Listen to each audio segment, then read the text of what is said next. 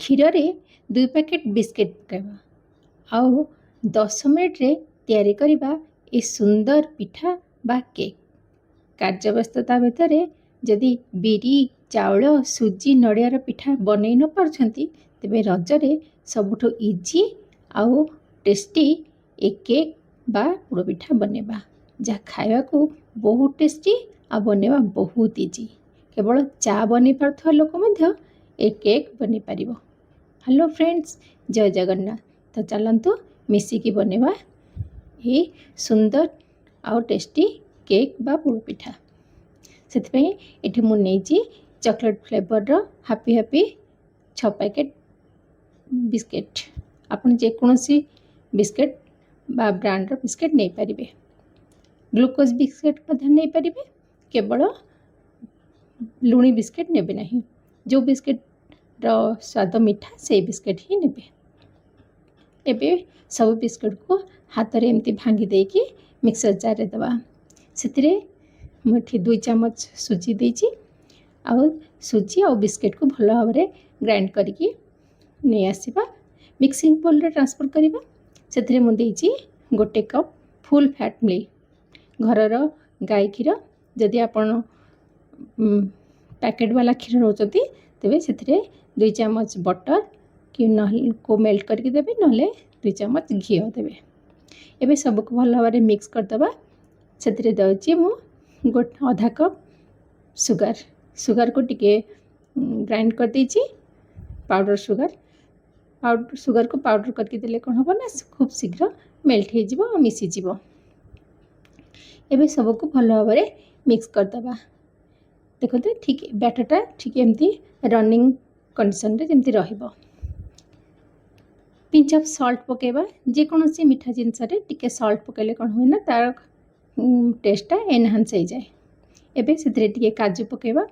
काजू को छोट छोट कर काटिके पकेची। टिके जा काजू मोर गुंड थिला तेणु ताको भी दे दीची। काजू को काटिकी छोट छोट कर पकेबा। हाफ पैकेट इनो दबा। इनो को देकी आ अल्प टिके क्षीर पकेले से कौन फुली उठिबा एक्टिवेट हो जिवो। तापर ताको हमें हल्का हाथ रे मिक्स करबा। खूब बेसी मिक्स करबेनी नहले कौन हम ना तार जो एयर फॉर्म होइची से रिलीज हो जिवो जहाँ फल कि आउ आमर केकटा फुलबनी।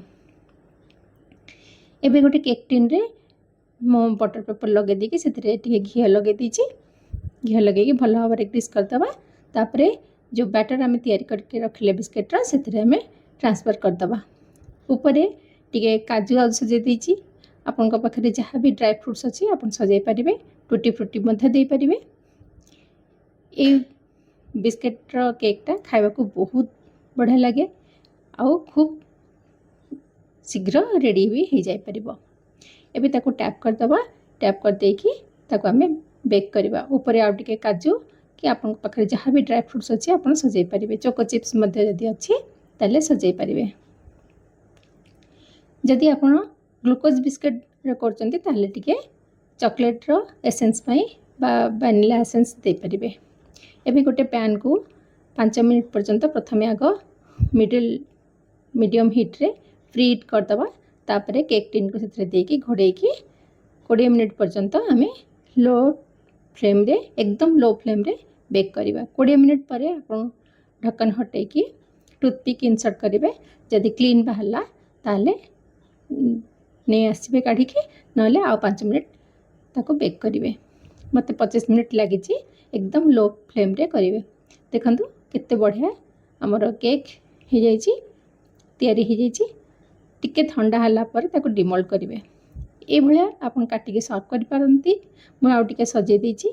ऊपर टिके चॉकलेट सिरप लगेकी जेम्स चॉकलेट ता ऊपर गार्निशिंग कर देछि। पिला मान को जिते सुंदर चॉकलेट रो सजाई पारे सेते भल लागिवो। आमर केक रेडी हो गला। मात्र 5 ରୁ 10 मिनट भितर ए केक आप रेडी कर पारिबे। तो फ्रेंड्स निश्चय बनातु। जेकोसी पिठा सांगरे ए केक मध्य बनै पारिबे। जदि पिठा न करचंती तबे केक बनातु आ जदि करिचंती मध्य ता सांगरे मध्य ए पिठा करंतु। बहुत इजीली आ बहुत टेस्टी तैयारी हो पारिबो।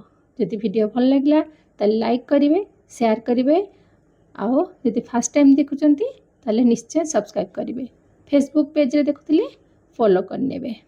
आपण मन समस्त को ରଜ ପର୍ବର ଅନେକ ଅନେକ ଅଭିନନ୍ଦନ। ନେକ୍ସଟ ଭିଡ଼ିଓରେ ଦେଖା ହେବ। ଜୟ ଜଗନ୍ନାଥ।